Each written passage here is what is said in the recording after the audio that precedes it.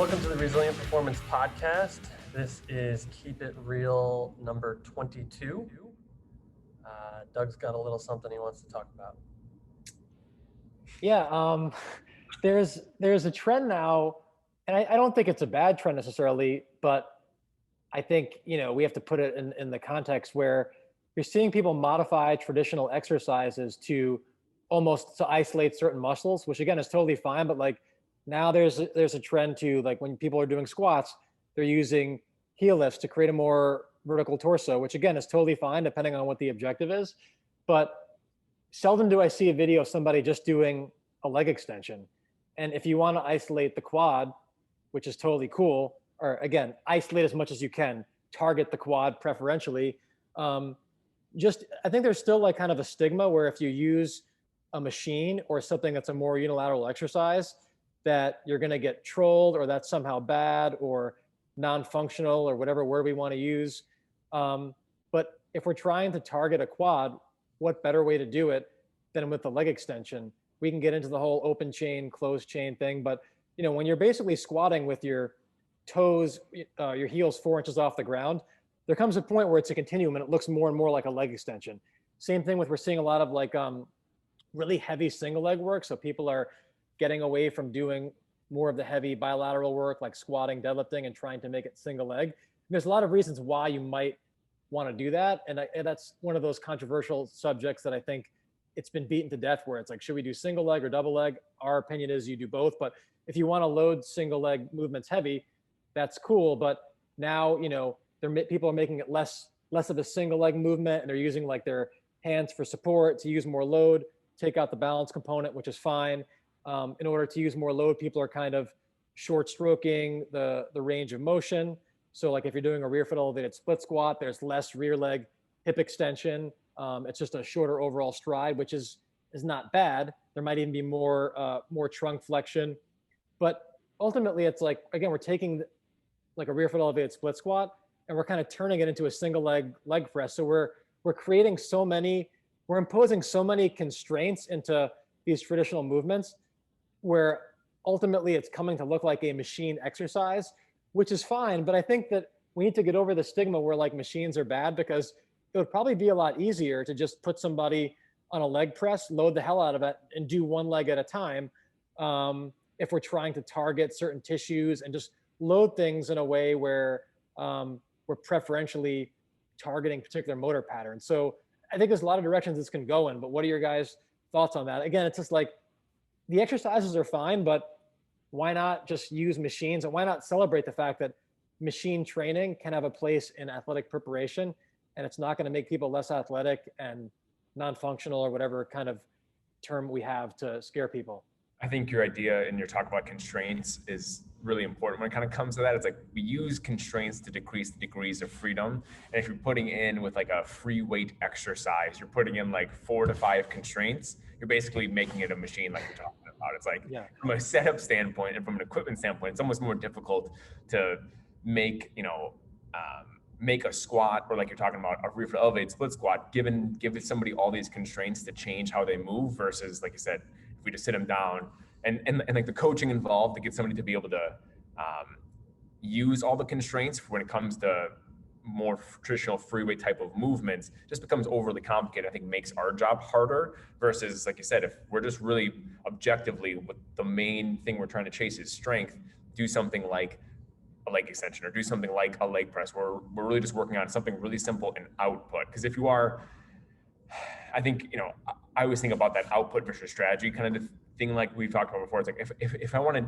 really work on like the ability to squat and get flexion at all 3 joints and this and that, then I need to have somebody like be squatting, and maybe, I'm going to not give them a ton of constraints, versus if I'm really working on like, if I'm really trying to hit somebody's anterior knee and get their quad, but I have to give them all these constraints to do it, there's probably an easier exercises I can give them that's going to get exactly what I'm looking for. So I think when you kind of talk about that, like the motor pattern that we're trying to train, or are we really trying to train like a muscle group? So if you're trying to train like a muscle group, then it's like, yeah, use some machines, like who cares? There's definitely a huge place for that. That's really, really, really important. And sometimes like from a post-op situation, you have to train those muscle groups before you almost kind of think about like the overall movement pattern itself. So if we're trying to translate something into a different movement, starting with something really simple like a machine can be great just to get people to be able to feel tension of the area that we're looking for. So keeping it simple as we can is always what we're always striving to do. Yeah, that reminds me of your podcast with Jared Boyd, where you guys kind of spoke about like bringing back some of the old school, like more meathead bodybuilder type stuff. Because again, just like what's the goal? And especially for us, like we have a leg extension machine in our New York location because there's oftentimes we need to use a leg extension machine. So why would we not have one? And we can just isolate the quad and kind of just get after it. And that's what that person might need because they just had a knee surgery or something. And yeah, it just goes back to like people, like don't be afraid to post stuff on social media just because it's not like fancy or sexy right now. But meanwhile, like it's also kind of pretty cool to be jacked and be strong. So it's like that there's nothing wrong with posting that if that's what that person needs at that particular time. And yeah, like if you're making things overly complicated, like how much are you actually able to then load it if there's all these different constraints? And this, you're talking about this because you tweeted this on March 20th. I'm looking at it right now. And it definitely like, it's definitely something that needs to change and is going to shift more towards like, all right, let's just figure out what we can do to load this muscle group because that's what we need to do right now for this person. And I'm kind of excited to be able to just kind of do more of that stuff. And like now that I'm thinking of that more too, it's like, all right, let's just like get jacked. Let's just like kind of load this muscle group because that's what this person needs right now. And I don't know, I think it'll be fun. Yeah. And like strength is like machines are such a great way for people to become desensitized to like this specific part of their own body where the only thing that they're worried about is like straightening out their knee with a knee extension. So if somebody has some knee discomfort, for them to know that they can like do something so specific and so isolated to their knee, it's probably going to make them feel better, whether, you know, from a strength standpoint, it's going to improve the strength of the muscles that kind of protect the knee with their quad, but it's also going to help them kind of psychologically understand that like, yeah, my knee is actually pretty strong and I can do things which can help build their confidence that can translate into other things versus like if you gave me a heels elevated squat with I'm holding bands and doing this and I have something between my knees and I have this around my back, it's like, I don't even know what that is anymore. And I think for like a patient, when you give them something that looks so complicated like that, I don't know if that necessarily like builds their confidence. I think it makes them just feel like they're doing almost a circus trick at a certain point. Yeah, and I'm not saying that it's bad to like do a hand supported single leg movement or to elevate your heels doing a squat because we do those things ourselves. It's more, I just wish there wasn't a stigma with machine training. And I'm not saying that people that do those things don't do more like pure single leg training and more pure versions of squatting without a heel lift, if pure is even the right word, right? Because like one isn't more pure than the other. Again, it depends on the intent. But it's just like, I think that people are less likely to want to share a video of somebody doing a leg extension or a single leg press because it wouldn't be celebrated as much because there's still that stigma. And I think that we need to kind of address why that stigma continues to exist. And I think there's still this perception that like training on a machine is going to make people less athletic. And if we really kind of like unpeel that, right? I mean, if someone's playing, let's say, basketball, most really good basketball players now are pretty much playing all year round. They're on the court, 4 days a week, pretty much the entire year. So they're running and they're jumping and they're doing things that are contextually much more related to their sport than anything that we can do in the weight room and they're evading people, they're jumping, they're doing plyometrics. Like, is doing a leg extension or a leg press really going to make that person less athletic when it's probably such a small percentage of what they're doing when they're moving in terms of their weekly volume? Like, is doing, machine-based, I'm not even saying they should only do machine-based leg training, but is training their legs in the weight room twice a week where some of the exercises include machine-based movements, is that really going to make somebody less athletic? I think that that's not a real thing. I think it's way more theoretical, and it's a fear that's just not warranted. But that fear is the reason why people are afraid to have people on a leg press. And if you have people that are, even the weight room is a small part of your overall athletic preparation off the field anyway. So if athletes are doing plyos and they're sprinting and they're doing things that again look much more like their sport, I think that like one of the unique things about the weight room is that we can target particular tissues and really, really try to drive output. And when you make things more difficult to execute, now it's harder to have that high output. So like, yes, holding on to something, doing a single leg movement, using a safety bar, shortening the range of motion will increase output. But if output is the goal, you're still not going to beat a leg press for that, right? And there's even reasons, especially in rehab, I think this conversation is way more relevant, where like maybe the goal when someone is in pain is to try to drive output in a way that's not going to sensitize them. And so if it's like a sprinter with a hamstring injury, right, like getting them on a bike where maybe they can just pedal as fast as they can for 5 seconds, like, yeah, it's not sprinting, but it's a way to maximize output at whatever level they're able to achieve at that point based on pain sensitivity and tissue healing. Like there are reasons why we'd want to drive output and just make, and like Trevor said, minimize the degrees of freedom and just make it as simple as possible. So I think that there's certain people like Jared that are trying to convey the message that like doing things that might seem influenced by bodybuilding are actually okay for athletic preparation, and in some ways they're maybe even superior to more traditional options because they drive output in a way that you just can't get doing things that are more specific. So we often, I think, chase specificity almost at the expense of preparation, because nothing you do in the weight room is that specific. But if people are getting enough specific training anyway, and the goal is to, like train a muscle and maximize output, doing things that are really non-specific is oftentimes a better way to do that. This reminds me a lot of the conversations or questions we hear around like the corrective exercise courses, like continuing education sort of niche, would be like, well, if you do this like corrective exercise thing and all of a sudden this person has some new range of mobility, like you're going to destroy their performance on a field, or like they're not going to be able to do something on a field or court or whatever it is. And it's just like, if the person is like that easily like destroyed by a corrective exercise, like there's something wrong with them to begin with. Like there's a more serious underlying issue than like us actually doing that exercise with them. Yeah, and that's like people who say like, well, I don't want to lift weights because I'm going to get too big. Like I don't think it's a real problem. I mean, and what kind of stimulated this conversation was I just work with, treated a professional bodybuilder who at some point I'd maybe even like to have on the show so he can elaborate on some of this stuff. But we were talking about how like even if athletes used hypertrophy based protocols, right? Like I think there's still a fear that they're going to be less athletic. They might put on too much muscle. He's like, literally, like everything that I do from the time that I wake up to the time that I go to bed, I'm thinking about how can I put on muscle, and that's like his nutrition, his sleep. Like he basically is on a full-time eating schedule. Like it's work to consume enough calories to do that. He's like, if an athlete is using like 50% of one of my behaviors, they're not going to become as big as me. And he's like, also, like, I'm not playing basketball 3 hours a day, right?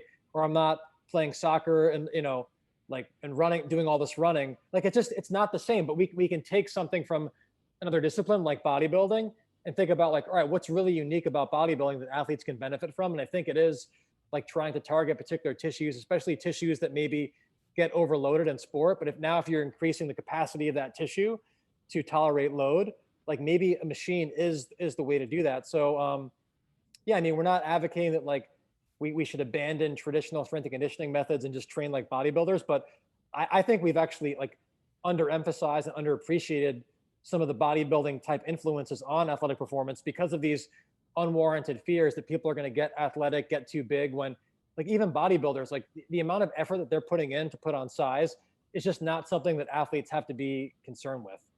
I think like this discussion is kind of based in that all or nothing mentality that so many people have, like that this is the only method you can follow for training athletes or for training, or working in a rehab setting like we do. And it's like, we're training athletes. We do, like you said, Doug, a lot of like, I'll do heavy split stance, hand supported, like Hatfield type split squats or whatever. But there's also a time and a place to kind of do the other things. And it's knowing that you have the ability to do those things and not just like dismissing them because it seems like it's unimportant or it's shit on from like a social media standpoint. It's like there's a time and place for everything. You just got to figure out like when it works for your people. And our students always come in day one expecting us to be doing like all these crazy fancy things because we've taken this course or that course, and it's like their expectations are not always reality when it's like, yeah, we're going to do like a TKE with a band after an ACL surgery. Like, yeah, it's needed. It's something that should be done, or like something similar is fine.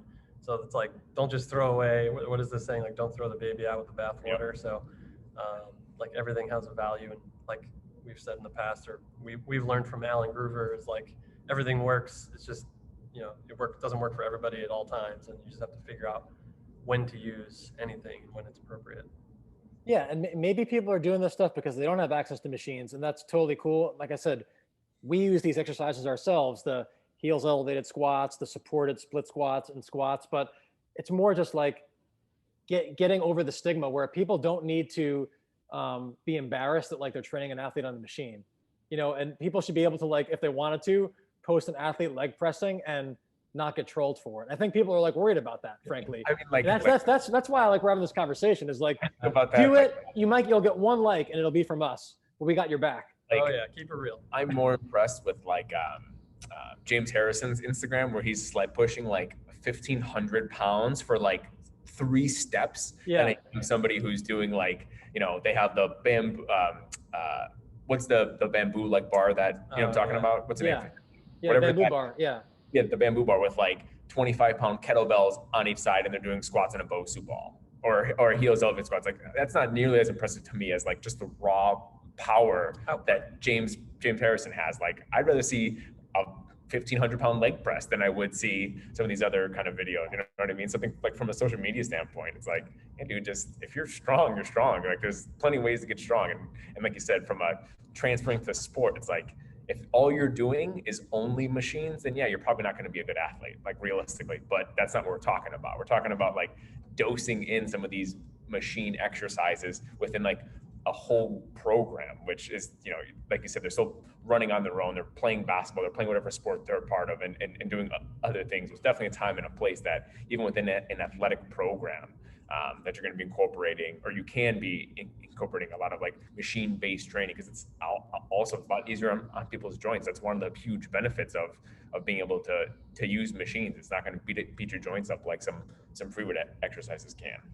Yeah, and that's, I mean, athletes aren't only using machines because they're playing their sport too. And not that we have to like, choose between like machines only, machines and free weights, or free weights, because it's in real life, it's not a choice we have to make, but it is fun to have the conversation on a theoretical level. And like, I would never have said this even a couple of years ago, but now I would just, and again, I'm not saying people should only train on machines that are athletes, but now I'm kind of at a point where I think for a lot of people that they're playing sports and they're practicing their sport, and they've been playing sports since they were kids. So they already have that like motor development in their sport. I think, especially like at higher levels, I think a lot of athletes probably would be better served, in addition to their sport, to only training on machines maybe, than to doing like the more traditional like squat, bench, deadlift, because at the highest levels, like the downside to the machine-based training is a lot lower, and they're still going to get some adaptations in terms of, output, training the muscle like at a local level. But you don't typically see athletes like blowing, a pec out, doing like a chest press machine, or throwing their back out, like doing a leg press or a leg extension. But you do see it when they're squatting. You do see it Olympic lifting. And again, I'm not saying that don't squat, don't Olympic lift, but if we're talking about like really, really high level athletes where you're trying to just keep them available, you're not like trying to make a great athlete. They're already great, and you just want to be able to like keep them healthy enough and maintain their body's ability to tolerate stress to stay on the field. You can make an argument, and I think some people are starting to do it in a very intelligent way, that machines do have a place there. So I'm not saying like someone's a developmental athlete who's like in middle school should only train on machines, but once somebody has that athletic base and they're pretty much like, they're pretty saturated from a motor learning standpoint, like exposing them to new movements in the weight room when they're already at a really high level in their sport. Like, I don't know if the risk reward is necessarily in that athlete's favor. So these are just things for thought. We don't have the answers to them, but I hope that it's a conversation people are willing to have, and not be embarrassed to admit that, like, yeah, like you could train certain athletes like even only on machines, and you're not making them worse at a minimum. Maybe you're not making them better, but you're not making them worse. I think if you're overly married to the barbell and like you're just trying to chase barbell adaptations outside the context of sport, you could mess somebody up too. So there's a downside. It's not just about chasing upside. Yeah, I think that's a good point, is like the kind of time within somebody's overall career of like when you're kind of implementing these things. Like I feel like now that these quarterbacks in the NFL are playing like into their 40s, you hear every off season, it's like they're trying something new to see what they can do for next off season, blah, blah, blah. And how many of these guys like, it's like, oh, I don't lift weights anymore. I just do band training. I just do something else. It's like, because to me, it's like band training is the same as machine stuff. It's just like finding a way to create local tension within this specific part of your body. It's like, oh, I feel really good. So yeah, if you got a lot of miles on you, like doing a lot more machine is probably going to be a really good thing for you rather than continuing to try to just barbell bench or whatever. And like you said, Doug, I think thinking about that, it's like, when do people get hurt with like heavy barbell movements? It's like at like the kind of extreme ranges of motion, like picking up the deadlift off the floor, like getting the bench off your chest, or it's like during the eccentric component or whatever, where there's no restraints. Like there's only physical restraints. There's no kind of environmental or task constraints, if you will. But give somebody like a hammer strength chest press, and I doubt they're going to tear their pec. Like you could load the crap out of that thing and you're either going to not be able to move it, or if you do have to like bail out for it, like the machine's going to protect you. So you're not really worried about getting hurt. So I think there's a lot of really good ways you can train athletes as they get older and to keep them feeling good while maintaining high levels of output without having the risk that kind of probably comes along with training the more traditional free weight movements that they probably excelled at when they were younger in their career. And I still think people need to learn how to do that stuff. I think like you said, it's not the point we're trying to make. Like people should do free weight movements and all that, but as they get later on in their career, then I think kind of change our mindset about what the athlete actually needs to kind of continue prolonging their career and playing longer is finding something that just makes them feel good while chasing some of the qualities that they need. If they're not beating themselves up in the weight room, they're going to feel better on the field, and that's what they need when they're getting older anyway. Because I think we've all worked with people where, the things that we did outside their sport might have compromised like their ability to practice. We've all done it where, and that's like, that should never happen, right? Like what they do with us should never compromise their ability to play in a game or practice, but because it's like, okay, we're going to do a really heavy set of 3 today or whatever. The goal is to make them more prepared for practice. And I think, you talk about some of these athletes playing into later in their careers, like Tom Brady, right? A lot of people in our field, strength and conditioning, physical therapy, will look at what he does and they'll crap on it. And I think when you see what he does, there's 2 things you could do. You could either say, wow, like maybe I could actually learn something from him, or maybe, he's wrong. He should learn from us. But if your knee-jerk reaction is to always look at somebody who's that successful and say, like, oh, if only he worked with me and did like my stuff and was like, how can you really say that? And at a minimum, we can say that what he's doing is not making him worse and it's not hurting him. Yeah. But there's stuff that like the 3 of us have all done where when we were a little bit more dogmatic, like we might have someone like that. And it's like, yeah, you're going to do this because that's what strength coaches, hardcore PTs do. And like, maybe it would compromise his longevity, would compromise his ability to practice, but like doing the band stuff isn't. Now he doesn't need a ton of like absolute strengths. So it's different if we're talking about like an offensive lineman where like, yeah, if they don't do like high intensity strength training at a certain point, they're not going to be able to compete well because their competitors will be, impose their will on them physically. But then the question becomes like, how do you maintain those strength adaptations in a way that's not going to compromise their specific preparation? Because ultimately, like if they're strong enough, then it's how do they manifest that strength from a skill standpoint on the field? And basically you're trying to, save that orthopedic stress to the extent possible for like their practices and not overly orthopedically stress them, in the weight room. So you want to get the strength adaptation with minimal orthopedic stress. And over the course of an athlete's career, like you have a lot more margin for error when an athlete's in college than when they're 35 years old. But I think that we need to look at what these older athletes are doing, like James Harrison. It's like, how can he still maintain this output at this age? Like, what is he doing? And maybe it's not that like he's wrong and we're right. Like maybe we can learn something from these athletes who compete at a high level and know their bodies. So I think, even just being more open-minded is really important. And then any work in season that you're doing, if it's not that more maximal intent strength work stuff, like it's all recovery anyway, and it's all just supporting them to feel good and feel like they can continue to feel good throughout the entire season anyway. Like we're not trying to bag somebody in season in the weight room, like you're saying. Yeah, I got 2 athletes. One's a college wrestler, one's a high school baseball player who wants to play baseball in college, so he's pretty good as well. And both of them, the only times that they've ever gotten hurt, and the reason that I've seen them, like, or not ever, but like specifically for what's going on with them kind of currently, which is like back issues, is only from their training. This kid, when wrestles, it doesn't hurt his back. When this kid plays baseball, it doesn't hurt his back.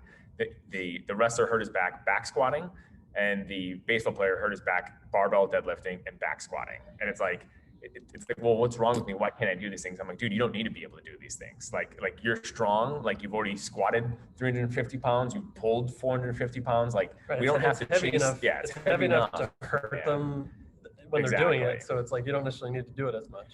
But then in their strength program, they're still like trying to do these things because of the emotional attachment to exercise, which is something, you know, we talk about a lot that we don't want ourselves to have as like medical and training professionals, but we definitely need to kind of get our athletes away from that mindset as well, that they have to be doing these things because they feel like they're not doing a good job if they're not deadlifting or if they're not squatting. But it's like, that's not what you're trying to do. You're trying to pin kids. You're trying to hit dingers. Like if you can pin kids and you can hit dingers without back pain, then like your training shouldn't bother you, because those two movements, those two sports are going to be a lot more stressful on your whole body and on your back in general or they should be more stressful than what a deadlift or a back squat would be. So I think like those are the times it's like, yeah, we still want to chase output because they're 18, 19, 20 years old. There's safer ways we can chase those things rather than loading them up with, you know, barbell movements sometimes that may be what's aggravating them.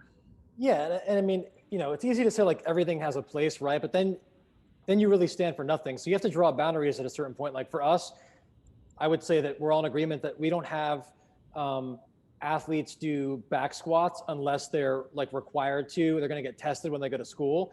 We do mainly front-loaded squats because we think that you get the same ROI from like a performance standpoint with less of the risk. So all we're saying with this machines is it's like, how far can we push this? Like we're trying to maximize ROI, minimize risk. But even like a front-loaded squat, like a Zercher front squat or whatever, like that does have a risk. So it's like in certain cases, does doing a leg press, single leg press, does that give us the same benefit without the cost? And I think in some cases it does, right? Maybe it's more appropriate. So yeah, you got to figure out like how far to take this stuff. You can take it so far where it's like, okay, now we don't want to load that much at all. We're not like, that's not where we want to go either. We're not saying like people should only do like a single joint leg movement, but there is a place for that single joint leg movement in the context of an overall program. But that's why I think it's fun to have these conversations, because if it is about risk management and you need risk to develop adaptations, but you know, when is the juice worth the squeeze? And so many factors play into it, including where an athlete is in their career and how strong they are too. Because like, if you're not that strong, if you can only squat 100 pounds, like if you hurt yourself squatting 90 pounds, like you're going to recover from it pretty quick. But if you can squat, 500 pounds and you hurt yourself squatting 480, you're going to be out for longer than the person who squats 90 pounds, right? Because you have a higher output. Like then when you crash, the crash is worse. Like a car that goes 5 miles an hour, if it does crash, like the damage won't be as bad as the car that goes 100 miles an hour. So that's where this stuff gets interesting. And like, where are those boundaries? And I think that's why it's cool. Like therapists keep sharing your work, and be open-minded and don't troll, because maybe we can all learn from each other. Yeah, and even your back squat comment, like I have a college baseball outfielder who he likes to back squat, and they don't have a safety bar at school, and it's like, all right, like let's back squat and see how it looks, and it looks beautiful. So it's like, all right, sweet. Yeah, like, it's not going to compromise anything because it looks pretty good, and this is the way you need to load yourself because you don't have any other options. So obviously context is always king. Yeah, and athlete preference plays into it too. Like if that's what they like the most, and otherwise they're not going to load their legs that much, and they do it well, then do it, right? But yeah, there's so many variables play into it. Yep. Awesome. So yeah, I think we beat that whole topic up enough. And then this is coming out first week of April, so we should have already released our Trevor's Return to Sport Acceleration Agility course. We're very excited about that. Hopefully by the time this is out, we've got a bunch of you involved and we hear some feedback.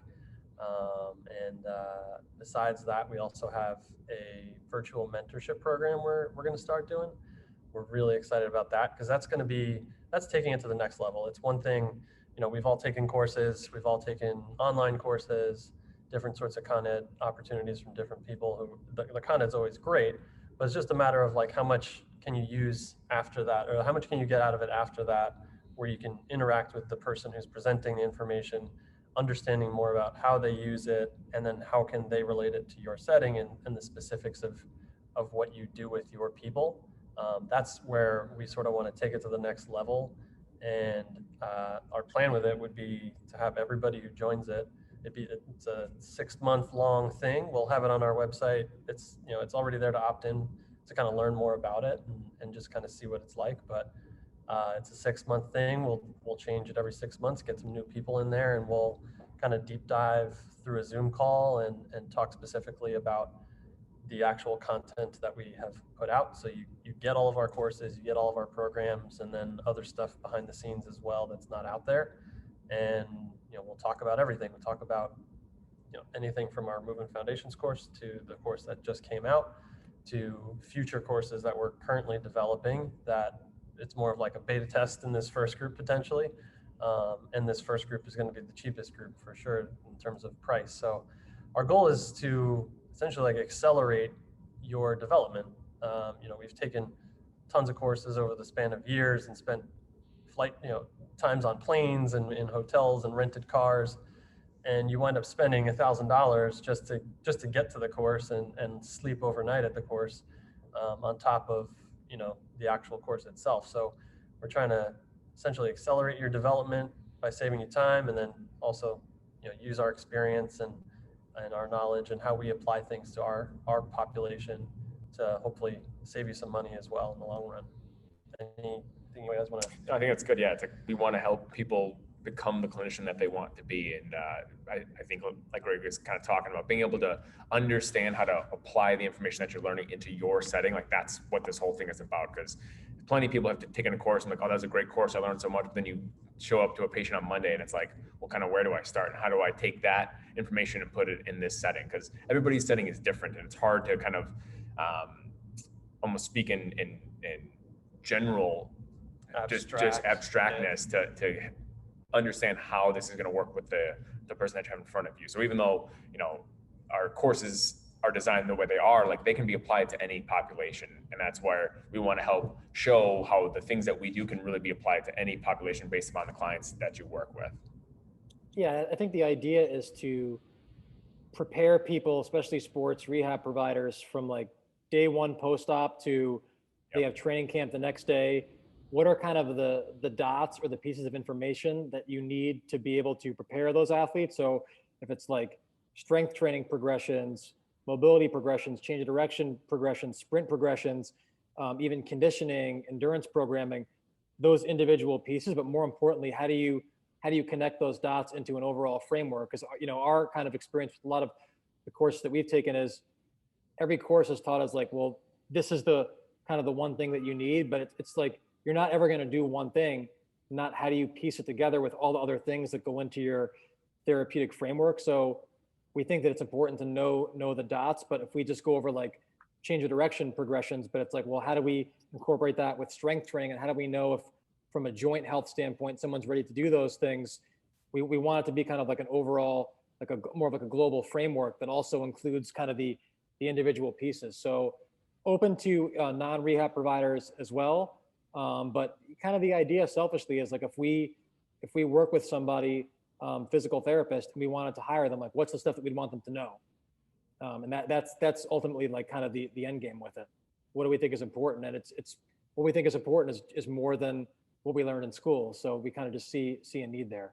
Definitely, I definitely would agree too. It's not just for medical providers, for therapists, for sure, because coaches are going to need to know what a therapist is doing that they actually work with. And there's that huge gray area where a lot of the stuff that we might do as a therapist is going to, kind of bleed over into what maybe the athlete strength coaches can do with them. And then they don't need us as much, or, we can kind of share and figure out what they're sort of like cleared to do, so to speak, even though it's to us, it's less of like a food chain type thing, but it's definitely important for the performance people to understand what we do in therapy and why we're doing things through a progression and what makes sense, because then eventually you understand it, it's easy, it's second nature, and it's just great for the athlete. Awesome. Anything else you guys want to add? That's it. Yeah. Wow, thank Really you. looking forward to to Trevor's course, acceleration and agility course Coming out soon. coming out. Actually, it'll be out after it'll this. be out in a few days. It's been out for It's a a few few days days now, old when you listen to when this. you listen to this. So that's it for this. Keep it real, and we will see you next time. Thanks, everybody. Thank you for listening to the Resilient Performance Podcast. As a thank you for listening, please use promo code PODCAST for 10% off our professional development resources at resilientperformance.com. Also, make sure to sign up for our mailing list to receive exclusive content and promotions.